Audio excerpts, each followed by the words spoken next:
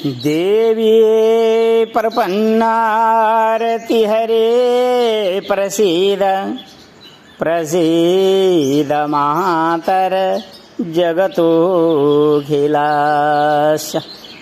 प्रसीद विश्वेश्वरि पाहि विश्वम् तमीश्वरी देवी चराचरस्य। आज 2080 असोजको 2 गते मंगलबार अहिले बिहानको 6:35 गइरहेको छ र यो आवाज श्री बुढी गण्डकी र त्रिशुलीको बेनी संगम गौरी शंकर संगम नामको त्यस पवित्र तीर्थबाट आइरहेको छ। यो राष्ट्रलाई माया गर्ने र यो राष्ट्रको संरक्षण चाहनेहरूलाई हामीले एउटा सांस्कृतिक क्रान्तिका साथमा जानुपर्ने अनुभवहरूलाई पस्किरहेका छौँ। हाम्रो सांस्कृतिक क्रान्तिमा हर नेपाली खाद्यान्नमा आत्मनिर्भर हुनेतर्फ नै आफ्ना सोच र विचारहरू राखुन् र हर नेपालीले हाम्रो यो प्रकृतिको सुन्दर भूमि जुन प्रकृतिको स्रोत र साधनहरू छन् तिनै कृषि वन जल र जुन पशुपालनहरू जुन कृषिका सहायक छन् र मानव जीवनका लागि आवश्यक छन् त्यतातर्फ हामीले शिक्षा र अनुशासनको वातावरणलाई लैजानु परिरहेको छ। र आजको वर्तमान परिस्थितिको यो राष्ट्रको जुन व्यथितिको बहुदलीय राज्य शासन त्यसको दलीय भागबण्डा र त्यसले उत्पन्न गरेको जुन राष्ट्रिय सङ्कट छ त्यो राष्ट्रिय सङ्कटलाई हामीले पनि बुझ्नु परिरहेको छ। बाटो धर्मको थियो, बाटो सत्यको खोज अनुसन्धानतर्फ थियो, तर राष्ट्र नै सङ्कटतर्फ गएपछि हामीले पनि आफ्ना विचारहरू अब पस्कनु पर्ने भयो र हामीले यो राष्ट्रको आमूल परिवर्तनका लागि एउटा सांस्कृतिक क्रान्तिको विचारहरूलाई जनसमाजतर्फ जनशिक्षाका लागि पठाउनु पर्ने भयो। त्यसैले यी आवाजहरू तपाईहरूलाई पठाइएको छ।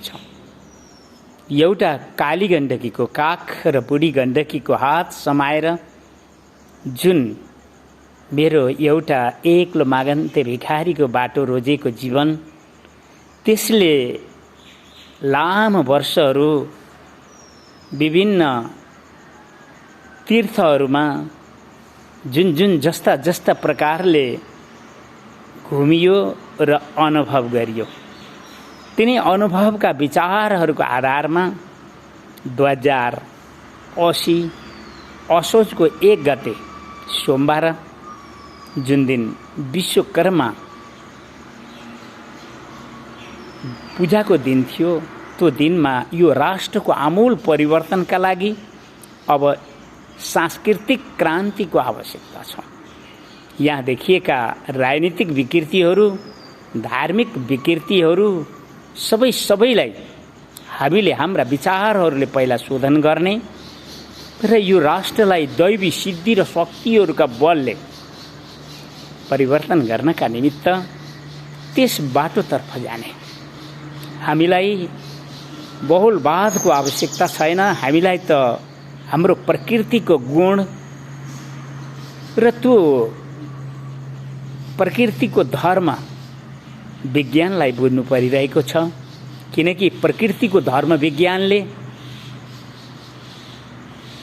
उसले द्वन्द्वात्मक भौतिकवादको सिद्धान्तलाई स्वीकारिरहेको हामीले अनुभव गर्यौं र उसले मानव जातिलाई जन्मले पशु नै मान्यो र शिक्षा र संस्कारले मात्र मानव सभ्यतातर्फ जान सकिन्छ भनेर एउटा प्रकृतिको खुला विश्वविद्यालयमा शिक्षा लिँदै गर्दा अनुभव गरिएका विचारहरूलाई आज तपाईहरूलाई राखिरहेको छु, किनकि यो राष्ट्रको संरक्षणका लागि वैदिक सनातन धर्मलाई हामीले पुनः स्थापना गर्नका लागि हामीलाई एउटा सांस्कृतिक क्रान्तिको आवश्यकता परिरहेको छ।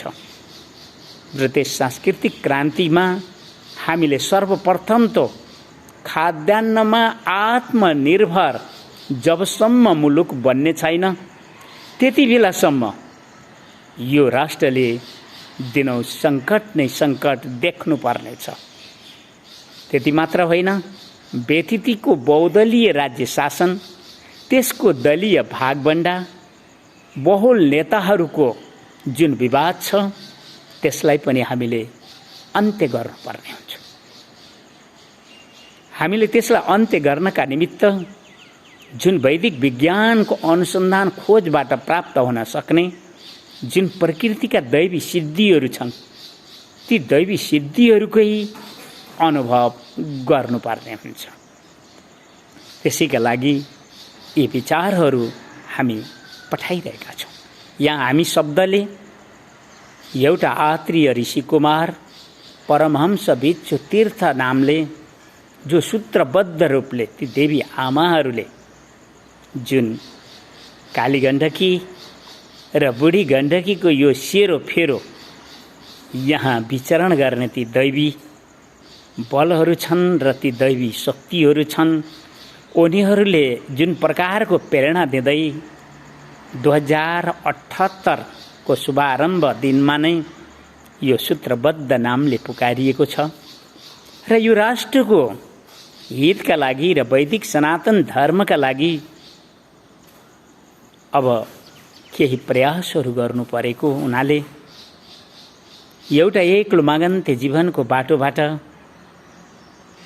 जुन जीवन जिउने काली लाग्दा परिस्थितिहरूबाट जुन मातासँग दैवी बल बुद्धि र विद्या भीख मागियो, माताले जुन प्रकारका यस प्रकारका बोल्ने भाषाहरू भिक्षा दिनुभयो, यो भिक्षा भीखलाई मैले फेरि नेपाली समाजलाई पस्किरहेको छु, किनकि माताको त्यही आदेश छ कि गुरु कहिले पनि नबन्नु, एक्लो रहनु र विश्व मानव जातिलाई सिर्जना गर्ने देवी आमाहरूका वरद हातमा नतमस्तक शिर झुकाउँदै प्रकृतिसँग कस्तो दैवी सिद्धि र शक्तिहरू छन् त्यस विषयमा अनुभव गर्दै रहन। जीवन जिउनु प्रकृतिको अधीनको विषय हुनाले धेरै त्यतातर्फ समय नदिनु र यो राष्ट्रको हितका लागि जुन वेदको उर्वर भूमि गोर्खा राज्य नेपाल हुनाले यहाँ वैदिक विज्ञानको अनुसन्धान खोज गरेर ती दैवी सिद्धिहरूलाई प्राप्त गर्दै यो राष्ट्रलाई आमूल परिवर्तनको मोडमा एउटा सांस्कृतिक क्रान्तिका विचारहरूलाई पस्किने र ती पस्किएका विचारहरूले जनचेतना जगाउने र नेपाली हिन्दू समाजलाई शोधन पनि गर्ने, त्यहाँ रहेका ब्राह्मणहरूलाई शोधन पनि गर्ने, किनकि ब्राह्मणहरूको कर्म ब्रह्म कर्म हो। त्यही नै वैदिक शास्त्रको मूल्य र मान्यता छ। ब्राह्मणहरू केवल काँधमा तागो, मुखमा मासु र मतवाली जस्तै विचरण गरिदियो भने हाम्रो वैदिक सनातन धर्म संरक्षित हुन सक्दैन। वैदिक सनातन धर्मलाई संरक्षण गर्ने दायित्व ब्राह्मणमा रहने ब्राह्मणत्व गुण धर्म, त्यस गुणस्तरीय जीवनबाट मात्रै वैदिक सनातन धर्म संरक्षण पाउने गर्छ। किनकि ब्राह्मण वर्ण वेदले बनाएको हो र त्यस वैदिक शैक्षिक वातावरण अथवा वैदिक शास्त्रहरूतर्फ जसको शिक्षाको रुचि छैन, केवल काँधमा तागो हुँदैमा कोही पनि ब्राह्मण यो प्रकृतिले स्वीकार्दैन र वैदिक प्राचीन शास्त्रहरूले पनि स्वीकार्दैन। ब्राह्मण हुनका लागि त उनीहरूसँग ब्राह्मणमा हुने ब्राह्मणत्व गुण धर्म दिने वैदिक शैक्षिक रुचिहरू हुनै पर्ने हुन्छ। त्यसैले अब यो राष्ट्रको हितका लागि हामीले हिन्दू समाजलाई पनि शोधन गर्नु छ र त्यहाँ रहने ब्राह्मणहरूलाई पनि शोधन गर्नु छ। त्यो शोधन केवल दैवी सिद्धि र शक्तिहरूको बलबाट मात्र गर्नु छ, किनकि हामी कुनै पशु अथवा पन्छी अथवा कुनै कुनै समाज अथवा कुनै धर्म संस्कृतिहरूको विषयमा विवाद गरेर होइन, हामीले त आफूलाई आफैले देखेर हाम्रा मन बुद्धि ती अहङ्कारहरू, ती 10 इन्द्रियहरू, तिनका कर्म ज्ञानहरू, तिनका विषय वस्तुहरू सबैलाई अनुभव गर्दै पृथ्वी माताको शक्ति, जल देवीको शक्ति, अग्नि देवताको शक्ति, वायु आकाश चन्द्र सूर्य र प्राणको जुन दैवी शक्ति बल छ, त्यही दैवी शक्ति बलहरूको अनुसन्धान गर्नु परिरहेको छ। अवश्यमेव यी धरती माताले सम्मान दिन् भने यो राष्ट्रकी राष्ट्रदेवी राजराजेश्वरी गोरख काली माताले आशीर्वाद र वरद हात साथ दिन् भने अनि मेरा सत्कर्महरू जुन अग्नि साक्षी राखेर सङ्कल्प गर्दै पनि त्यहाँ अनेकौं विघ्न बाधाहरू अवरोधहरूलाई अनुभव गरेको छु, त्यो धरतीले साथ दिन् भने अवश्य मेरा वचनहरू पूर्ण हुनेछन्।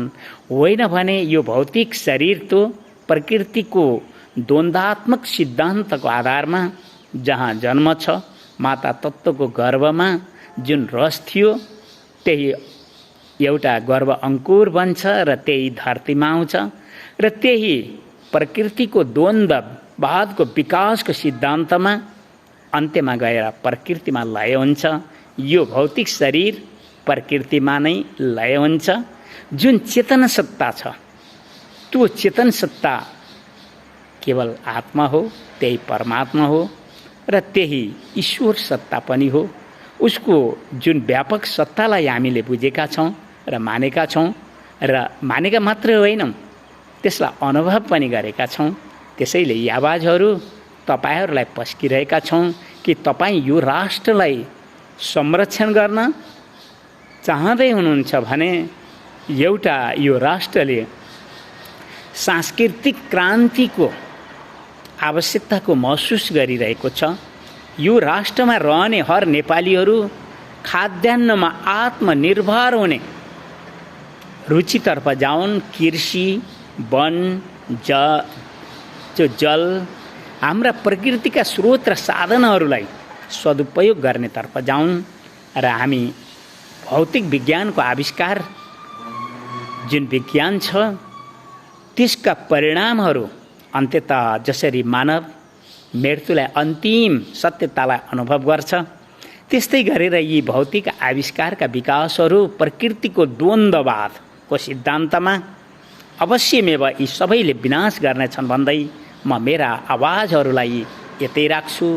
देवी प्रपन्नार तिहरे प्रसीद प्रसीद मातर जगतो खिलास्य प्रसीद विश्वेश्वरी पाई विश्व तमेश्वरी दे विचराचरस्य।